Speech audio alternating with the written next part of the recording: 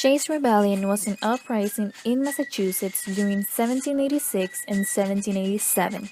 Shays' Rebellion took its name from its leader Daniel Shays, a former captain in the Continental Army. Before the Revolution, most of the farmers in the western part of Massachusetts farmed just enough for their family or for the market.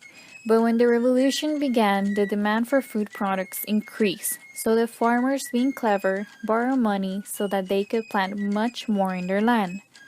When the revolution ended, farming was restored. The demand of this produce dried up, and then these farmers were in terrible trouble because they still owed money that they had borrowed. Farmers in Massachusetts organized their resistance in special meetings. This led the rebels to close courts by force in 1786 and to liberate imprisoned debtors from jail. There were three options that could happen to these farmers.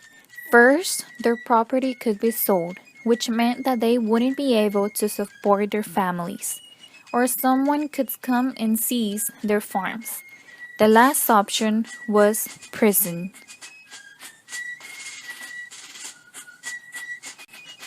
American farmers started to protest against state and local enforcement of tax collections and debt.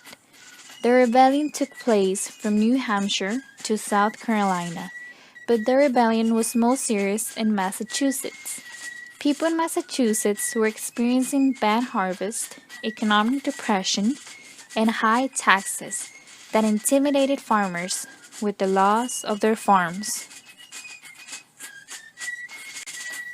Many farmers in Massachusetts were suffering from high debt as they tried to start new farms. The Massachusetts government didn't respond to the economic crisis by passing approved debtor laws, like forgiving debt or printing more paper money. As a result, local sheriffs seized many farms, and some farmers who couldn't pay their debt were put in prison. Losing their land worried the farmers because that meant that they would have to work for someone else. It also meant that they wouldn't be able to vote, because in most states and colonies they needed proof that they owned land to vote. This shows that it was not only an economic decline but a status decline. The rebels tried to capture the federal arsenal at Springfield and harass leading merchants, lawyers, and supporters of the state government. The state militia, commanded by General Benjamin Lincoln, crushed the rebels in several engagements in 1787. Shays' Rebellion greatly alarmed politicians throughout the nation.